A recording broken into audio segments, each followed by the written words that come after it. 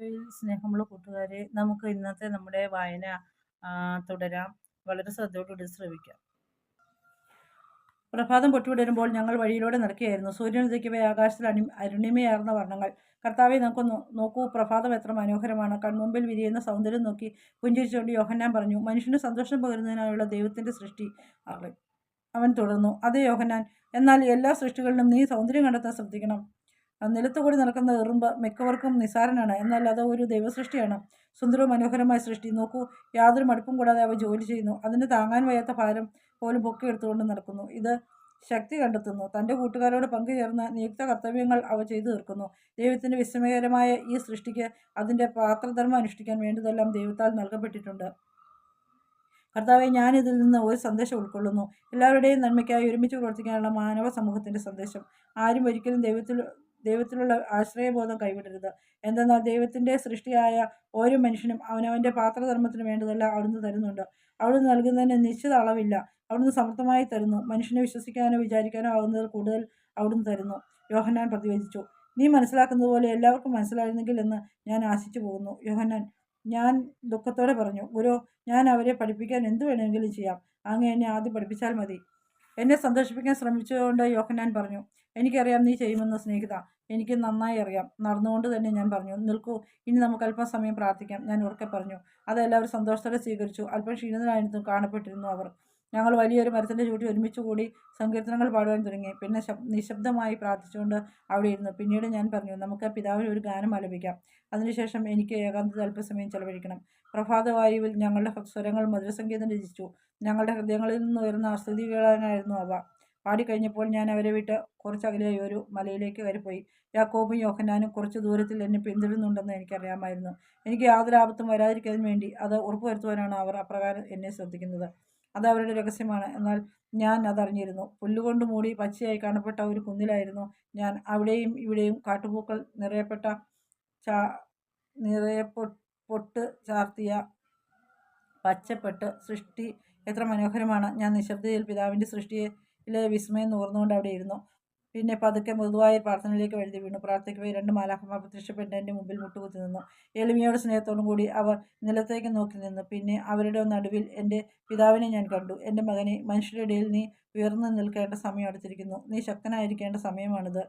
വിജയം നിൻ്റേതായിരിക്കും. നിൻ്റെ മുമ്പിൽ വലിയ പരീക്ഷണങ്ങളാണുള്ളത്. എന്നാൽ എൻ്റെ പുത്രനായി നീ അതൊക്കെയും തരണം ചെയ്യുമെന്ന് എനിക്കറിയാം. പിതാവേ, അങ്ങ് എന്നോട് ആവശ്യപ്പെടുന്നത് എന്താണെന്നും ഞാൻ ചെയ്യേണ്ടത് എന്താണെന്നും ഞാൻ അറിയുന്നു. എന്നാൽ ചിലപ്പോഴൊക്കെ അത് അതിഭയങ്കരമാണ് എന്ന് തോന്നും. ഞാൻ അത് എങ്ങനെ തരണം ചെയ്യണമെന്ന് എനിക്കറിയില്ല. ഞാൻ മറുപടി പറഞ്ഞു. നിനക്കു സാധിക്കും മകനെ. നിന്നിലെ മനുഷ്യനാണ് ഈ വക ചിന്തകൾ നിന്റെ മനസ്സിലേക്ക് കൊണ്ടുവരുന്നത്. സ്വർഗം മുഴുവനും നിന്റെ ആജ്ഞയ്ക്കായി കാത്തിരിക്കുകയാണെന്നും നിന്നോടുകൂടി ഉണ്ടെന്നും അറിയുക. എല്ലാറ്റിനെയും തരണം ചെയ്യുവാൻ ആത്മാവിൻ്റെ ശക്തി നിനക്കുണ്ടായിരിക്കും. എന്തെന്നാൽ നിന്റെ ആത്മാവ് എൻ്റേതാണ്. നീ എന്നിൽ ഒന്നായതിനാൽ നിന്നെ യാതൊന്നിനും തോൽപ്പിക്കുവാനും ആവുകയില്ലെന്നറിയുക. പിതാവിൻ്റെ വാക്കുകൾ എന്നിൽ നിറയുകയും അപ്പോൾ തന്നെ സ്നേഹത്തിൻ്റെ ശക്തി എനിക്ക് അനുഭവപ്പെടുകയും ചെയ്തു. പിതാവെ, ഞാൻ പറഞ്ഞു, ലോകത്തിൽ ഒരുപാട് പാപം ഉണ്ടായിരിക്കുന്നു, ഒരുപാട് ഉണ്ടാകുവാനും ഇരിക്കുന്നു. ഇത് കാണുമ്പോൾ, മനുഷ്യൻ ഇപ്രകാരം സ്വയം പീഡിപ്പിക്കുന്നത് കാണുമ്പോൾ, ഈ അപകടകരമായ അവസ്ഥയ്ക്ക് നേരെ മാനവ സമൂഹത്തിൻ്റെ അന്ധത കാണുമ്പോൾ എൻ്റെ ഹൃദയം തകരുകയാണ്. യേശു, അവരുടെ കണ്ണും ഹൃദയവും തുറക്കാൻ നീ എവിടെയുണ്ട്? നീ ഇവിടെ ഉണ്ടായിരിക്കുന്നത് നമുക്ക് മനുഷ്യനോടുള്ള അതിയായ സ്നേഹത്തെ പ്രതിയാണ്. നമുക്ക് വേണ്ടത് അവരുടെ രക്ഷയാണ്. എൻ്റെ അസ്തിത്വം മനുഷ്യർക്ക് മനസ്സിലാക്കി കൊടുക്കുവാനാണ് നീ ഇവിടെ ഇരിക്കുന്നത്. നിന്നെ ശ്രവിക്കുന്നതിലൂടെയും അനുകരിക്കുന്നതിലൂടെയും മനുഷ്യൻ സ്വർഗത്തിലേക്കുള്ള വഴി കണ്ടെത്തും. നീയാണ് ഏകമാർഗം. എൻ്റെ പിതാവിൻ്റെ വചനങ്ങൾ അവിടുത്തെ സ്നേഹത്തിൻ്റെ ശക്തിയിൽ എന്നെ ആമഗ്നനാക്കി. ഞാനത് അനുഭവിക്കവേ പിതാവ് എന്നോട് പറഞ്ഞു, നീയാണ് എൻ്റെ സ്നേഹത്തിൻ്റെ ശക്തി. നീ തന്നെയാണ് എൻ്റെ സ്നേഹം. ഞാൻ കണ്ണുടച്ച് ശാന്തമായി അല്പസമയം ഉറങ്ങി. ഉണർന്നപ്പോൾ അപ്പം ഉണ്ടാക്കുന്നതിൻ്റെ ഗന്ധം വരുന്നുണ്ടായിരുന്നു. എനിക്ക് വിശന്നു. പാചകത്തിൽ മുഴുകിയിരിക്കുന്ന ശിശുമാരുടെ പക്കലേക്ക് മടങ്ങിപ്പോകുമ്പോൾ പന്തക്കാട്ടിൽ വന്നിരിക്കുന്ന യാക്കോബിനെയും യോഹന്നാനെയും ഞാൻ കണ്ടു. എൻ്റെ സംരക്ഷണാർത്ഥം കാവലിരിക്കുന്ന എൻ്റെ കൂട്ടുകാർ. സുഹൃത്തുക്കളെല്ലാം തീയ്ക്ക് ചുറ്റും കൂട്ടം കൂടിയിരിക്കുന്നുണ്ട്. അവർ അപ്പം ചൂടാക്കുവാൻ കാത്തിരിക്കുകയായിരുന്നു. യൂദാസ് പറഞ്ഞു തുടങ്ങി. കർത്താവെ, നമുക്ക് ഭക്ഷിക്കാൻ ആകപ്പാടെ ഉള്ളത് കുറച്ച് ചൂടപ്പം മാത്രമാണ്. ഇപ്പോൾ അതും തീരും. കുറച്ച് പണമെങ്കിലും കിട്ടിയില്ലെങ്കിൽ നമ്മൾ പട്ടിണിയാകും. ആകുലനാകേണ്ടതില്ലെന്ന് ഞാൻ പല പ്രാവശ്യം നിന്നോട് പറഞ്ഞില്ലേ യൂദാസ്? നമുക്ക് വേണ്ടതെല്ലാം പിതാവ് തരുന്നതാണ്. ഇത് പല പ്രാവശ്യം പറഞ്ഞിട്ടും യൂദാസ് കാര്യമായി എടുക്കാത്തതിൽ എനിക്ക് അല്പം കുണ്ഠിതം തോന്നി. തങ്ങൾക്കുണ്ടായിരുന്ന അല്പം മാത്രം പോന്ന ഭക്ഷണത്തെയും നോക്കിക്കൊണ്ട് മറ്റുള്ളവർ നിശബ്ദരായിരുന്നു. അടുത്ത നേരത്തെ ഭക്ഷണം ഇനി എപ്പോഴായിരിക്കുമെന്ന് വിചാരിക്കുകയായിരുന്നു അവർ. എൻ്റെ സ്നേഹിതരെ, ഞാൻ ഉത്സാഹപൂർവ്വം വിളിച്ചു. ഇത് ഭക്ഷിച്ച ശേഷം നമുക്ക് യാത്ര തുടരാം. എന്നാൽ യാക്കോബും യോഹന്നാനും കൈ നിറയെ ഫലങ്ങളുമായി വരുന്നതുവരെ ആർക്കും വലിയ പ്രതികരണമൊന്നും ഉണ്ടായിരുന്നില്ല. നോക്കൂ, ഉറക്കെ പറഞ്ഞുകൊണ്ട് യാക്കോബ് കൈ തുറന്നപ്പോൾ ഫലങ്ങൾ നിലത്ത് വീണു. ഇവിടെ തൊട്ടടുത്തുള്ള പൊന്തക്കാട്ടിലെ ചെടികളിൽ നിറച്ച് നല്ല മധുരമുള്ള ഫലങ്ങളാണ്, യോഹന്നാൻ കൂട്ടിച്ചേർത്തു. അതെ, എന്ത് മധുരമാണെന്ന് രുചിച്ചു നോക്കൂ. പഴങ്ങളും ചൂടപ്പവും കൂടെ തിന്നപ്പോൾ എല്ലാവർക്കും നല്ല സന്തോഷമായി. അത് ഉത്കൃഷ്ടമായ ഒരു സദ്യയായിരുന്നു. ഞാൻ നിശബ്ദനായി പിതാവിന് നന്ദി അർപ്പിച്ചു. എന്നിട്ട് ഇപ്രകാരം പറഞ്ഞു: ദൈവം തൻ്റെ സൃഷ്ടികളിൽ നമുക്ക് ആവശ്യമുള്ളതെല്ലാം ഉൾപ്പെടുത്തിയിരിക്കുന്നു. നമുക്ക് പ്രാർത്ഥനയിലൂടെ പിതാവിന് നന്ദി പറയാം. ഭക്ഷണമൊക്കെ കഴിച്ച് സംതൃപ്തരായി കാണപ്പെട്ട ശിഷ്യന്മാർ സന്തോഷത്തോടെ ദൈവസ്തുതിയിൽ പങ്കുചേർന്നു. പ്രാർത്ഥനയ്ക്ക് ശേഷം ഞാൻ പറഞ്ഞു: നിങ്ങൾ പൂർണ്ണമായും ദൈവത്തിൽ വിശ്വസിക്കുമ്പോൾ അവിടുന്ന് നിങ്ങളുടെ എല്ലാ ആവശ്യങ്ങളും നിവർത്തിക്കുകയും നിങ്ങളുടെ ഉത്കണ്ഠ അകറ്റുകയും ചെയ്യുന്നു. വിശ്വാസമാണ് ഇവിടെ ആവശ്യമായിരിക്കുന്നത്. ഞാൻ പറഞ്ഞതിനോട് യോജിച്ചുകൊണ്ട് അവർ എന്നെ നോക്കി. ഇവരിൽ ചിലർക്കൊക്കെ എന്നെ യോജിപ്പ് സന്തോഷത്തിൻ്റെ അവസരങ്ങളിൽ മാത്രമാണുള്ളതെന്നും ദുഃഖത്തിൻ്റെ സമയത്ത് അതില്ലെന്നും ഞാൻ അറിഞ്ഞിരുന്നു. ഞങ്ങൾ യാത്ര തുടർന്നു. അടുത്ത പട്ടണത്തോടടുത്തപ്പോൾ വലിയൊരു ജനക്കൂട്ടം ആർത്തു വിളിച്ചുകൊണ്ട് ഞങ്ങളെ സ്വീകരിക്കാൻ വന്നു. ഇത് യേശുവാണ്, അവനിതാ ഇവിടെയുണ്ട് എന്ന് വിളിച്ചു പറയുന്ന ഒരുപാട് ശബ്ദങ്ങൾ കേട്ടു. യേശുവെ, എന്നെ സ്പർശിക്കൂ, യേശുവെ, എന്നെ സുഖപ്പെടുത്തൂ.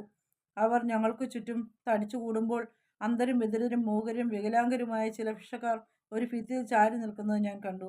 എന്നെ സുഖപ്പെടുത്തൂ, എന്നെ സുഖപ്പെടുത്തണമേ എന്ന സ്വരങ്ങളും എന്നെ ഒന്ന് സ്പർശിക്കുവാൻ നീണ്ടുവരുന്ന കരങ്ങളും. അവയുടെ ഇടയിലൂടെ ഞാൻ ആ ഭിക്ഷക്കാരുടെ അരികിലേക്ക് നീങ്ങി. ശിഷ്യമായ ആളുകളെ ഒന്നടക്കി നിർത്തുവാൻ നന്നേ പണിപ്പെട്ടു. ഞാൻ ഭിക്ഷക്കാരുടെ അടുത്ത് ചെന്നു.